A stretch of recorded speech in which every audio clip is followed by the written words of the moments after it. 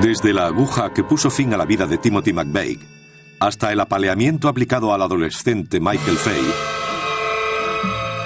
nuestra forma de castigar dice mucho de nosotros mismos. La turbulenta historia de crimen y castigo se extiende a lo largo de los siglos. El castigo debe y tiene que ser doloroso. Después de todo, proviene del latín punire, dolor. Hemos ahorcado. No se hizo solo como un castigo, sino como toda una ceremonia. Hemos abusado. Encadenaban al interno desnudo al muro del patio y le echaban cubos de agua desde bastante alto. Uno de ellos se volvió loco por la tortura. Hemos estirado.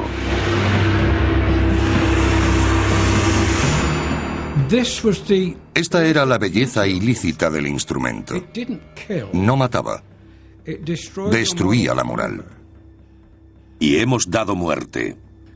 La crucifixión era la forma más terrible de muerte que cabía imaginar en el mundo antiguo. Todo esto solía ser un camino a la locura. Hoy, ¿cómo y por qué el hombre castiga a sus congéneres?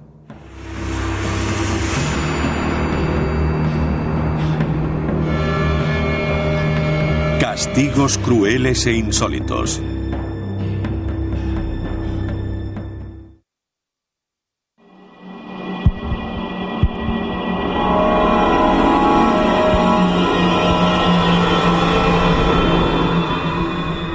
Penitenciaría Easter State de Filadelfia, Pensilvania. Abierta en 1820, fue aclamada como gran logro para el recién reformado sistema penitenciario norteamericano. Paul Eisenhower es un experto en la historia de este penal. Los reformadores del siglo XVIII vieron el hacinamiento como el gran problema de las cárceles. Pensaron que si lograban mantener separados a los internos no se corromperían y se podrían reformar en las instituciones. Separarlos se convirtió en la idea clave de la reforma. La Easter fue tan revolucionaria porque hacía del castigo algo privado en vez del espectáculo público que llevaba siendo durante miles de años. El enfoque de Easter sobre el confinamiento en solitario y el tiempo como castigo surgió del deseo de encontrar una forma más humana de tratar a los delincuentes. Por desgracia, no funcionó.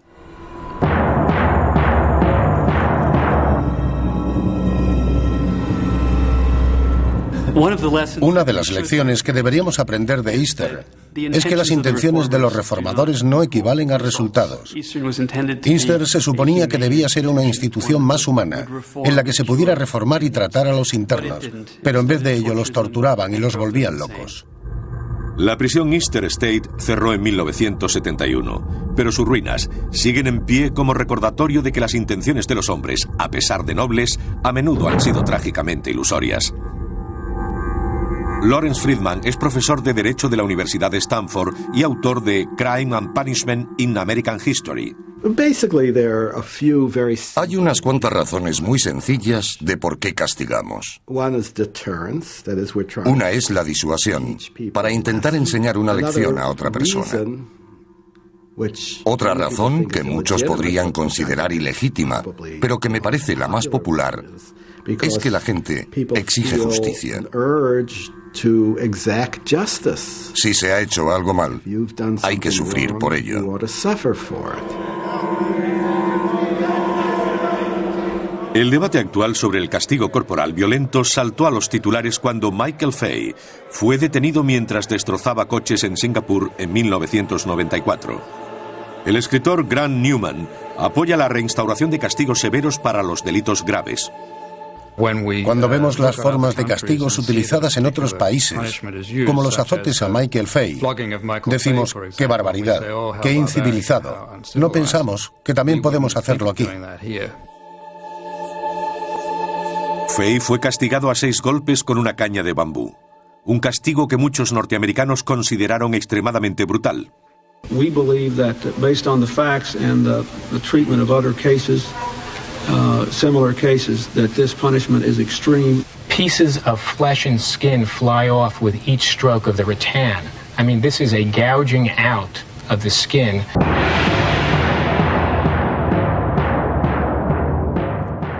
Para comprender nuestra lucha actual contra el crimen y el castigo, antes debemos regresar a un mundo violento, donde no se hacía distinción entre castigo y tortura.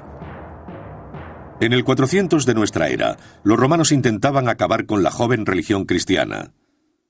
En parte, sus grandiosos y sangrientos espectáculos fueron creados no solo para entretener, sino para enviar un fuerte mensaje político.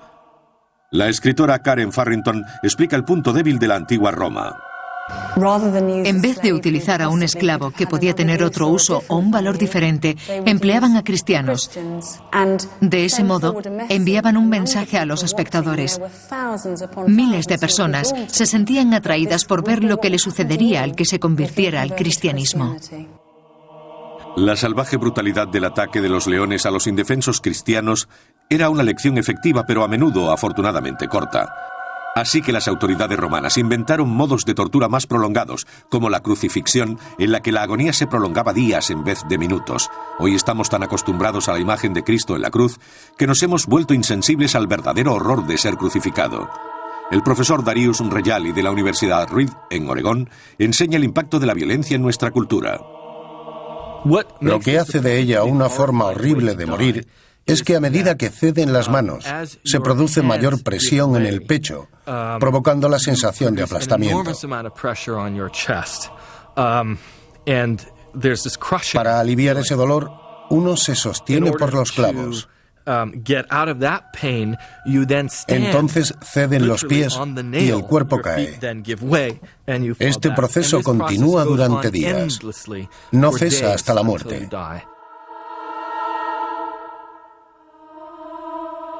Hasta el siglo IV, la crucifixión era considerada un castigo degradante, reservado principalmente a los esclavos y a los culpables de los crímenes más horrendos.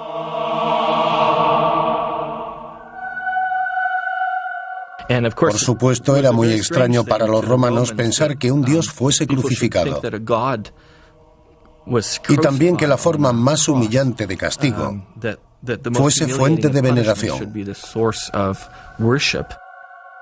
A medida que las autoridades de la antigüedad buscaban nuevas formas de influenciar a las masas, desarrollaron la idea de que el castigo podía ser reflejo directo del delito. Muchos países de Oriente Próximo aún practican esta idea. El castigo por robar es perder una mano, y así ha sido durante miles de años. Si en Arabia Saudí le cortan la mano a un ladrón, es muy fácil decir que se trata de un castigo bárbaro y primitivo. Pero este es uno de los muchos castigos antiguos que consistían en un intento específico de equipararlos con el delito cometido. En este caso, robar. La lapidación es otro ejemplo de castigo creado para un delito concreto. Lapidar a alguien hasta la muerte era un gesto simbólico y podía ser ejecutado por la persona engañada ante una multitud, satisfaciendo así el deseo del público que participaba en el sistema judicial. Mirar de una forma lujuriosa o dejar que la vista se pierda en el reino de lo divino, donde no debería, son grandes violaciones. Solo cegando a esa persona puede recuperar la comunidad su estado puro. Podemos creer que hoy somos mucho más civilizados que los antiguos romanos, pero estas imágenes filmadas con cámara oculta en Irán demuestran que la práctica sigue vigente. 2 mujeres están siendo lapidadas en público por cometer el delito islámico del adulterio.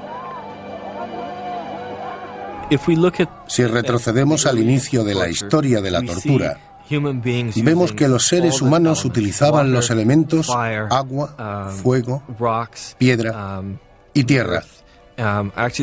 Lo único que no utilizaban era el aire. A continuación, los cristianos oprimidos se convierten en opresores.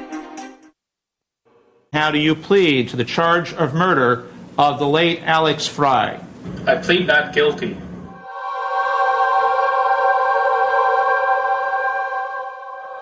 Según nuestro sistema judicial, somos inocentes hasta que se demuestre lo contrario. En la Europa del siglo XII era exactamente al revés. En el mundo medieval, todas las facetas de la vida giraban en torno al poder de Dios. Por eso, Solo Dios tenía la responsabilidad de decidir sobre la culpabilidad o la inocencia. Para ello, el acusado era sometido a una serie de pruebas físicas, cuyos resultados eran juzgados por Dios. Este sistema de justicia era conocido como juicio de Dios. Una de estas pruebas consistía en atar al acusado y arrojarlo al agua. Una persona era lanzada al agua. Si se hundía, era inocente. Y si flotaba, era culpable. Esto nos resulta muy extraño, porque parece que no se podía ganar. En cualquier caso, se salía perdiendo. Pero había un motivo para esto. El agua se consideraba sagrada.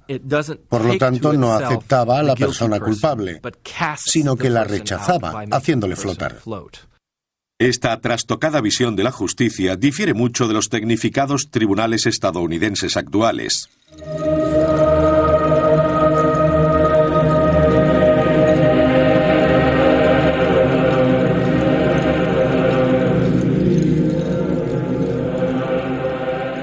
Otra de las pruebas consistía en forzar al acusado a coger un hierro incandescente. 3 días después, el tribunal que lo juzgaba le examinaba la herida. Si se había curado lo suficiente, decían que había sido bendecido por Dios y que era inocente. En la España del siglo XV, el papel de Dios en la naturaleza del castigo dio un giro siniestro. El gobierno, junto con la Iglesia Católica, se embarcó en un implacable reinado de terror genocida para purificar las líneas de sangre católicas. Su cruzada se conoce como Inquisición. La tortura de la Inquisición marca un momento de la historia de la humanidad. Una en la que el Estado interviene exigiendo documentos en los que la gente es obligada a confesar por escrito lo que ha hecho y unos jueces evalúan el tipo de testimonio. Bajo el viejo sistema del juicio de Dios, el acusado moría o vivía. A pesar de su cruel base, muchas de estas prácticas, como la de escribir la confesión, evolucionaron hasta ser parte integrante de nuestro sistema judicial. Irónicamente, lo que los romanos hicieron a los cristianos, se lo hacían ahora ellos a los judíos y a las sectas cristianas disidentes. Esa gente era muy cruel. Solía entrar en las ciudades desfilando bajo un crucifijo. Alentaba a otras personas a denunciar a sus vecinos. Las víctimas tenían un mes para demostrar su inocencia, y si no lo hacían o no confesaban libremente y aceptaban su castigo, eran torturadas. El gran inquisidor Tomás de Torquemada ideó una serie de elaborados rituales para incrementar la agonía física y mental. Primero, el acusado era amenazado con su castigo. Luego se le mostraba el aparato de tortura. A continuación, la víctima era desnudada y atada al instrumento. Finalmente, comenzaba la tortura. El proceso rara vez alcanzaba el paso final.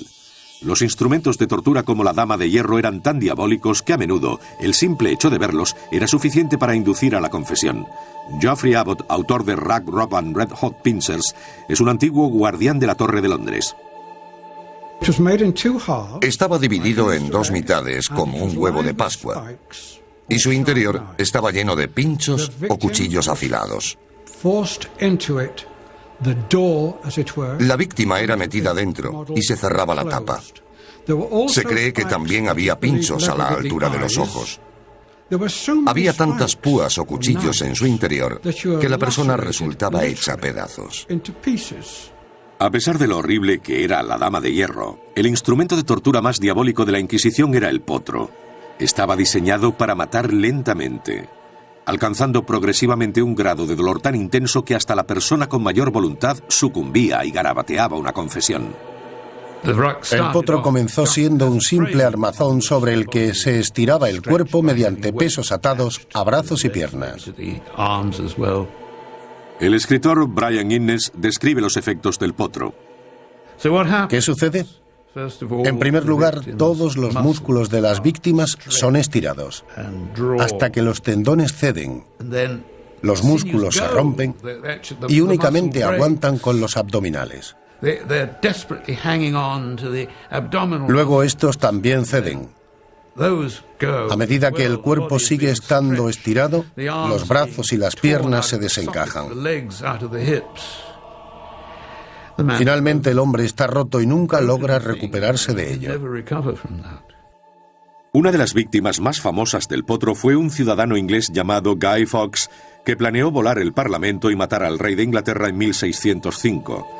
Fawkes estaba furioso porque la Iglesia de Inglaterra perseguía brutalmente a los británicos católicos. Su tortura en el potro fue agónicamente lenta y brutal. A medida que las cuerdas crujían, el trinquete chasqueaba y sus articulaciones eran dislocadas una a una, confesó su culpabilidad. Palabras, balbuceos, susurros y gruñidos anotados por el secretario que se encontraba junto a él. También fue obligado a desvelar la identidad de los demás conspiradores.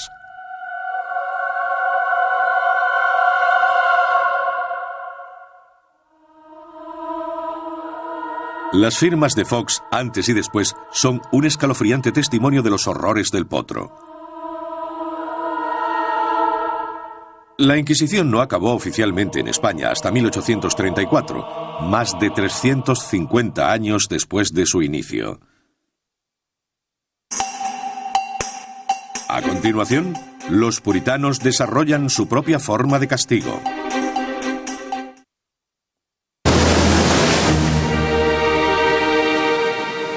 Los peregrinos llegaron a Plymouth Rock en 1620, con poco más que un sueño de libertad religiosa y su inquebrantable fe en la Biblia. La Biblia siempre ha sido parte integral del sistema judicial norteamericano y nunca lo fue más que en la época en que los colonizadores condenaban cualquier desviación de sus puritanas creencias religiosas. Cada colonia tenía su propio espectáculo. Vivía en pequeños asentamientos dirigidos por el clero, por lo que no se hacía mucha distinción entre pecado y delito. Esta falta de distinción hacía que la ley de los colonos fuese aplicada tanto a la vida privada como a la pública. Castigaban todo tipo de comportamiento que hoy consideraríamos asuntos privados, como la fornicación, la mentira y varias formas de delitos religiosos como faltar a misa o simplemente ser holgazán. Creían que podían hacer regresar a la oveja descarriada al rebaño mediante el castigo adecuado. Esta revolucionaria idea de rehabilitar a alguien para la sociedad tiene un origen tanto religioso como práctico. En oposición a la ingente masa de gente que habitaba Europa, la población colonial de Norteamérica era tan pequeña que hoy no llenaría un estadio de fútbol. Por ello, no podían permitirse un castigo fatal y desarrollaron un sistema de humillación pública. A la persona castigada se le hacía sentir vergüenza. Como consecuencia de ese castigo, quedaban reintegrados en la comunidad.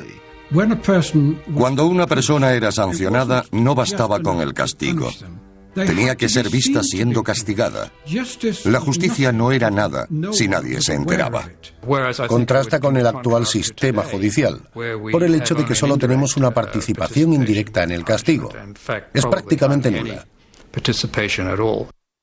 En Williamsburg, Virginia, aún puede verse el método de castigo más efectivo de los primeros colonos: la picota. Importada de Inglaterra, el delincuente era colocado en ella con las manos y la cabeza atrapadas en un cepo de madera.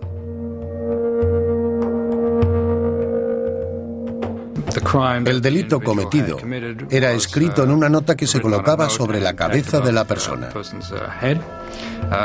La gente del pueblo podía expresar su opinión al respecto, bien escribiendo una nota y colocándola en la picota, o lanzando huevos, verduras podridas e incluso piedras. Podía llegar a ser un castigo bastante peligroso. De hecho, algunas personas murieron. Aunque en las colonias no eran muy propensos a matar, los primeros castigos en Norteamérica eran dolorosos y diseñados para durar toda la vida. En la Massachusetts colonial, infligían un gran dolor para asegurarse de que dejaban al condenado marcas visibles.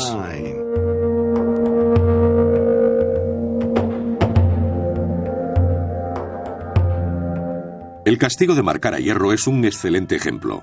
Marcar en el pulgar derecho la letra correspondiente al delito cometido era extremadamente popular en Gran Bretaña. En Norteamérica, sin embargo, evolucionó hasta convertirse en uno de los rituales más familiares en un tribunal: levantar la mano derecha y pronunciar un juramento sobre la Biblia. Turn and face the clerk and raise your right hand, please. Do you solemnly swear that the testimony you're about to give in the case now pending before this court shall be the truth, the whole truth, and nothing but the truth, so help you God? Yes. Se levanta la mano derecha no solo para hacer un juramento ante Dios, sino para mostrar que no se ha sido condenado con anterioridad. El juez pide al reo que levante la mano. Un gesto que originalmente hacía para ver si había sido condenado previamente y si la pena debía incrementarse. Para las mujeres de la época colonial, el castigo estaba diseñado para ser más humillante que doloroso. Creo que en Norteamérica el más conocido era La letra escarlata, en el que se basa la famosa novela. En 1995, Demi Moore interpretó a una adúltera en la versión cinematográfica de La letra escarlata de Nathaniel Hawthorne, una historia que llevaba a la ficción la que quizás fuese la vergüenza pública más severa que una mujer podía soportar. En aquella época existía un esfuerzo específico por establecer una clara conexión entre el delito y el castigo. Por ello, la persona que había cometido adulterio debía llevar una A en el pecho. Llevar la letra escarlata era solo uno de los castigos públicos. Para las mujeres cuyos comentarios eran considerados demasiado chismosos o impropios, se crearon artilugios especiales para avergonzarlas. Una mujer que blasfemaba o hablaba demasiado debía llevar una extraña brida de castigo en la cabeza. A menudo le sujetaba dolorosamente la lengua al labio.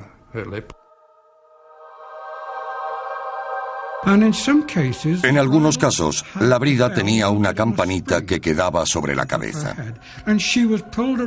Entonces la mujer debía recorrer el pueblo con su marido. El sonido de la campana avisaba a los vecinos que salían a sus puertas a saludarla a su paso.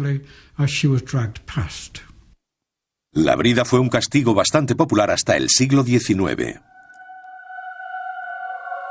La silla de inmersión era otro de los castigos para aquellas mujeres que importunaban o hablaban demasiado. La víctima era atada a una silla que se colgaba sobre el agua. Entonces era sumergida en el río o el estanque local.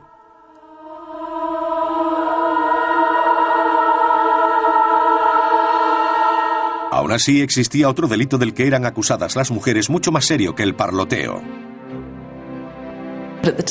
En aquella época, la gente era muy supersticiosa y la brujería y lo sobrenatural jugaban un papel muy importante en sus vidas. En febrero de 1692, el extraño comportamiento de dos jóvenes de Salem, Massachusetts, provocó una serie de histéricas acusaciones de brujería. Al final, más de 200 hombres y mujeres fueron encarcelados y los juicios de brujería de Salem se cobraron las vidas de 24 personas. El castigo por brujería consistía en ser quemado en la hoguera. Aquí había un elemento de purificación, pues mediante el fuego se eliminaban los malos espíritus, convirtiéndolos en humo, literalmente.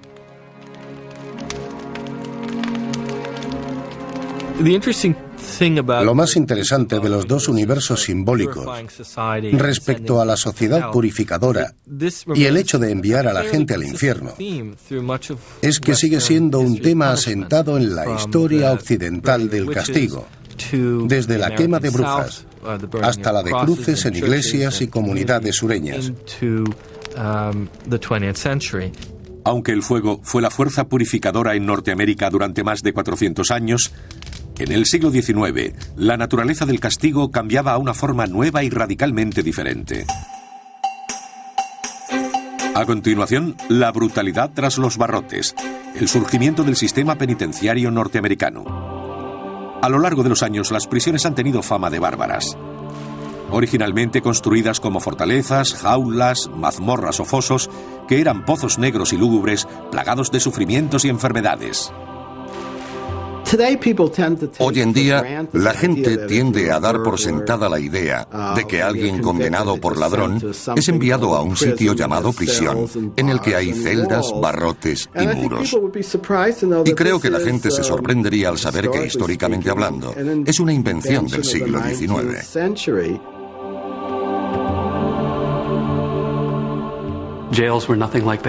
Las cárceles eran lugares donde la gente era retenida hasta ser sometida a juicio o condenada. Las cárceles se parecían a asilos mentales. Hombres, mujeres y niños eran encerrados juntos. Las prostitutas iban y venían a su antojo y se vendía alcohol a aquellos que podían pagarlo.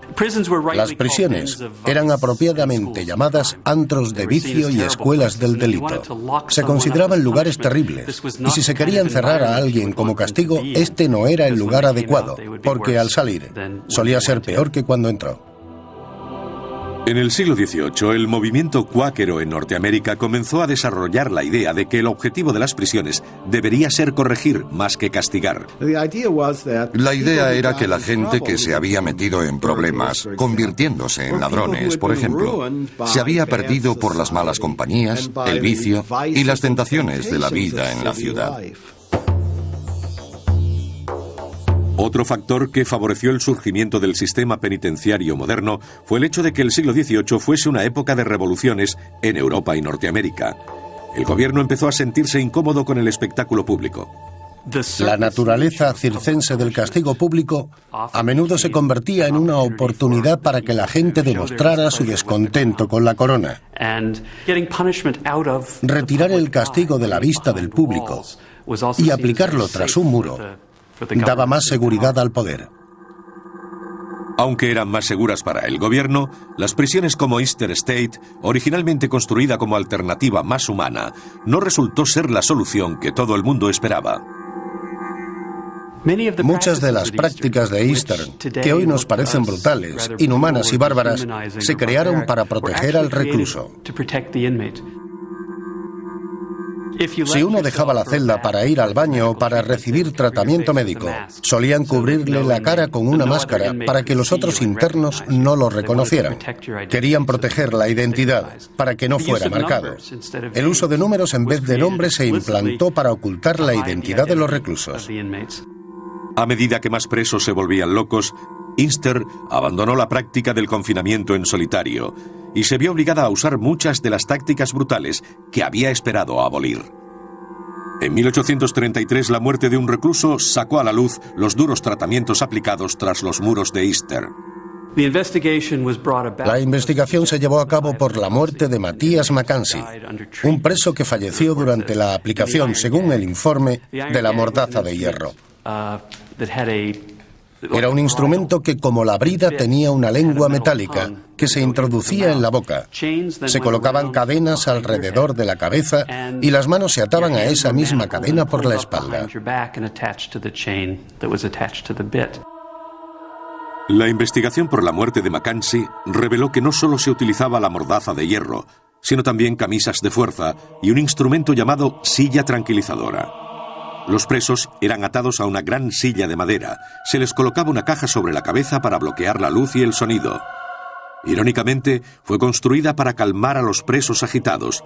La silla tranquilizadora se convirtió en una forma de calmarlos y asegurar su anonimato. A pesar de la dudosa legalidad de Easter, el aislamiento sigue siendo un método muy popular en Norteamérica para castigar a los presos más peligrosos. La encarcelación ha evolucionado a lo largo del siglo XX, culminando con la creación de las prisiones de máxima seguridad en la década de 1980. Estas fortalezas usan constante vigilancia por vídeo y la amenaza de 23 horas de aislamiento al día para mantener a los presos a raya. El efecto del confinamiento en solitario sigue siendo un tema muy debatido.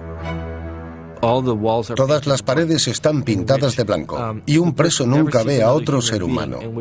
Se le entrega la comida por una ranura y nunca se apagan las luces. Existen historias sobre gente que ha permanecido en celdas como esta y que ha desarrollado ciertas formas de demencia. Incluso se han arrancado la piel. No obstante, más de 20.000 personas se encuentran actualmente encerradas en cárceles de máxima seguridad. A continuación, la pena de muerte. ¿Existe una forma humana y bondadosa de matar? Durante siglos, las ejecuciones han sido espectáculos públicos, primitivos y brutales. Una forma de entretenimiento para toda la familia. En el corazón de Londres, una placa en medio de la calle marca uno de los lugares de ejecución más bulliciosos de Inglaterra, Tyburn Fields. Justo en la esquina, un pequeño convento acoge a las hermanas de Tyburn. La madre Joan Baptiste es la historiadora y conservadora de las reliquias. La gente acudía en masa a Tyburn para ver las ejecuciones. Incluso los padres de familia traían a su esposa e hijos a pasar el día. Era una especie de fiesta para todo el mundo. Y uno podía ganarse la vida vendiendo pan de jengibre, manzanas o robando carteras entre la multitud. Era algo estupendo para todos, excepto para los condenados. Un castigo incluso más horrible era reservado para los culpables de alta traición y herejía.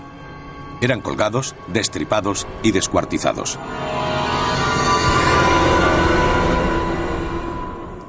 Eran colgados por el cuello, pero descuartizados mientras seguían vivos.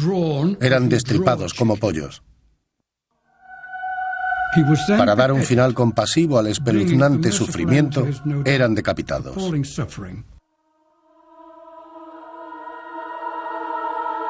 Pero en la Inglaterra del siglo XIX, las autoridades empezaron a tener en cuenta la gravedad de poner fin a una vida humana. Los ahorcamientos siempre se hicieron en público hasta el siglo XIX. Fue cuando surgió cierta repugnancia al respecto, por tratarse de un espectáculo demasiado bárbaro. Entonces el acto fue trasladado al patio de las prisiones, pero aún así mucha gente podía asistir. El patio tenía mucha capacidad y además podían subirse a los tejados y a los árboles para ver el espectáculo. A medida que el público se volvía cada vez menos tolerante con las ejecuciones prolongadas, los verdugos buscaban formas tecnológicamente más avanzadas para matar. En 1790, la guillotina francesa sustituyó los horrores de la decapitación con hacha o espada. Su velocidad reducía la muerte a una fracción de segundo. Irónicamente, fue aclamada como un gran paso adelante en la ciencia de la ejecución humana. En la década de 1870, un verdugo británico llamado William Marwood aplicó las matemáticas con la invención del long drop. Se consideró una forma más humana de ahorcamiento, ya que el cuello de la víctima se rompía en el acto. Inventó un sistema que dependía del peso, la edad, la forma física, el desarrollo y la fuerza muscular de las víctimas, por lo que se prediseñaba la caída desde una altura comprendida entre los 2 y los 3 metros. Debía ser exacta. Una caída demasiado larga podría arrancar la cabeza y al caer al foso, esta acabaría a algunos metros del cuerpo que se desangraba. Si era demasiado corta, el resultado era la estrangulación. El exayudante del verdugo, Frank McHugh, explica el procedimiento en el documental de 1995, Hanging with Frank. Esta pieza del aparato era utilizada por los verdugos para dar los últimos ajustes a la soga, para fijar la caída exacta calculada según el peso del prisionero. Una serie de divisiones proporcionaban al verdugo la longitud exacta de la cuerda.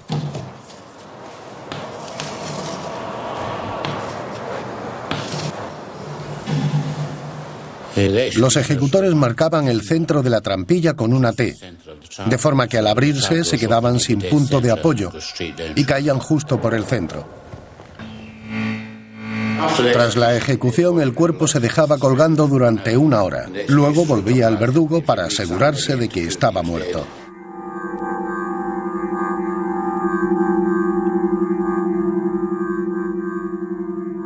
El long drop fue utilizado para ejecutar a los asesinos en Gran Bretaña hasta 1964. Otro de los esfuerzos por hacer las ejecuciones más humanas surgió tras el descubrimiento de la electricidad.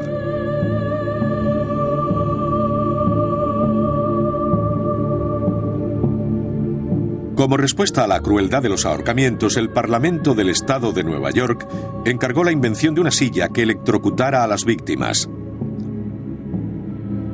En 1890, William Kemmler fue condenado a convertirse en el primer hombre en morir de esta forma. Kemmler apeló al Tribunal Supremo en base a que la electrocución era cruel e inusual. Pero perdió el recurso y fue ejecutado. Se suponía que la silla eléctrica era muy humana, pero de hecho hubo muchas quejas respecto a su funcionamiento.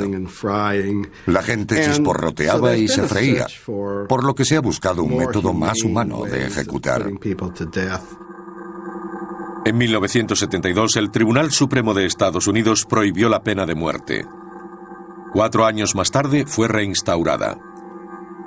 La normativa de 1976 recuperó sillas eléctricas como la infame Old Sparky de Florida. Old Sparky ardió en 1997 cuando una ejecución chapucera hizo que saltaran chispas de la máscara facial de un condenado. El incidente fue uno de los muchos que los oponentes a la pena de muerte esgrimieron contra la electrocución.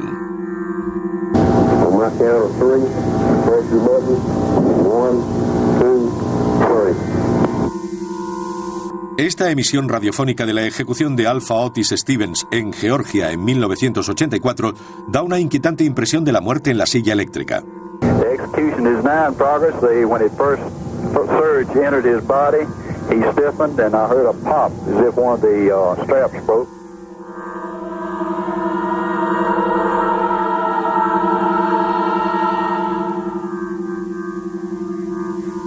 The doctors are now preparing to enter the execution chambers to check the life signs.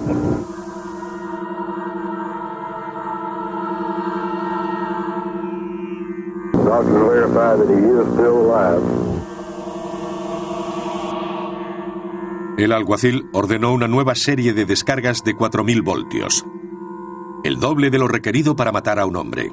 At 12:37 hours, this date, the condemned was pronounced dead. Alpha Otis Stevens tardó 19 minutos en morir. Horribles historias como esta llevaron a las autoridades a explorar nuevos métodos de ejecución, incluyendo la cámara de gas y la inyección letal.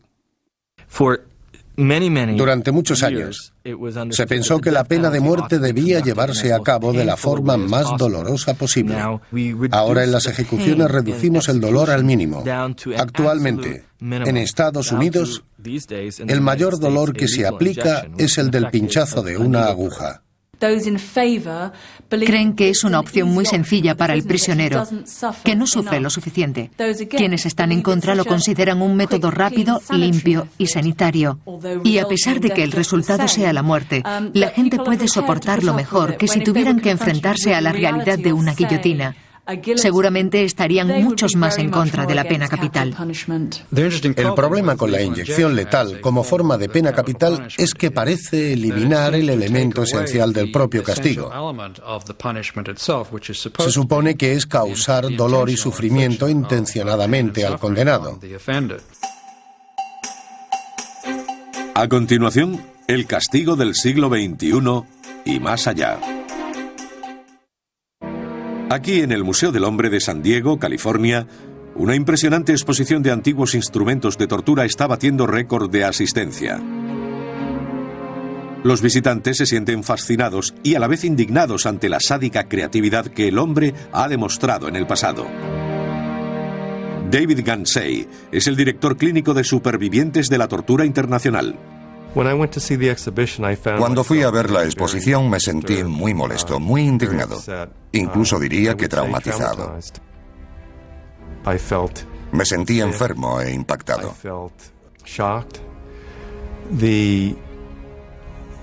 El sentido visceral de conciencia de lo que la gente se hace entre sí, lo que se ha hecho y que se sigue haciendo, es genuinamente impactante. La brutalidad inherente en la exposición refleja cuánto ha cambiado la naturaleza del castigo desde la época en que Dios decidía sobre la culpabilidad o la inocencia. Antiguamente, usábamos duros castigos que producían dolor intenso y sufrimiento en un corto periodo de tiempo.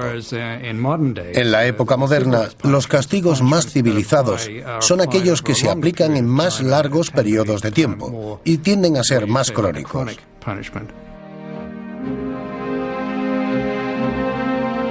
Para resolver los delitos, el hombre se ha ayudado de la más moderna tecnología, reuniendo pruebas y demostrando la culpabilidad. Y el castigo, que una vez fue público, terrorífico y doloroso, es ahora privado, controlado y humano. Yo diría que ahora somos mucho más sensibles a las diferentes formas en las que el dolor puede afectar a nuestra sociedad.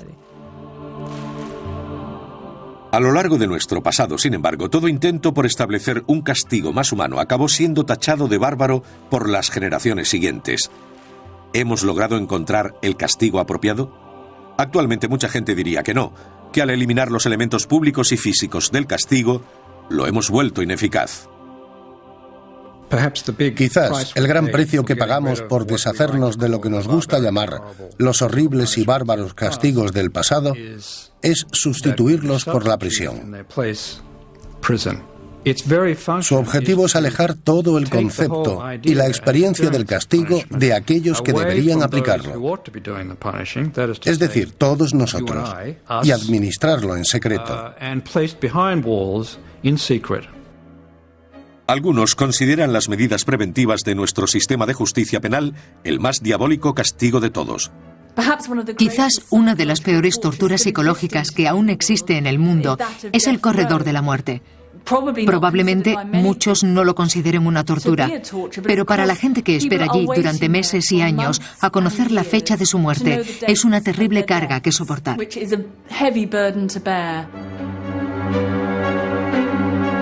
En abril de 2001 había más de 3.700 personas en Estados Unidos esperando la ejecución en el corredor de la muerte. La sociedad quiere encerrarlos y arrojar la llave. No quiere saber ni oír nada respecto al efecto negativo y las serias dudas de si este sistema funciona. Pero algunos casos importantes siguen obligándonos a enfrentarnos a las ramificaciones del crimen y el castigo. Esta es la sala en la que el terrorista Timothy McVeigh fue ejecutado en junio de 2001 por la bomba de Oklahoma en 1995. ¿Merecen los crímenes de la magnitud del de Timothy una sentencia más dura que la simple muerte?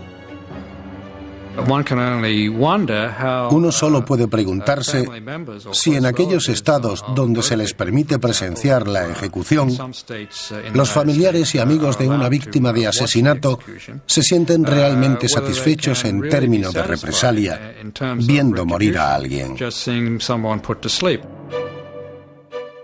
¿O es acabar con otra vida humana lo que realmente importa?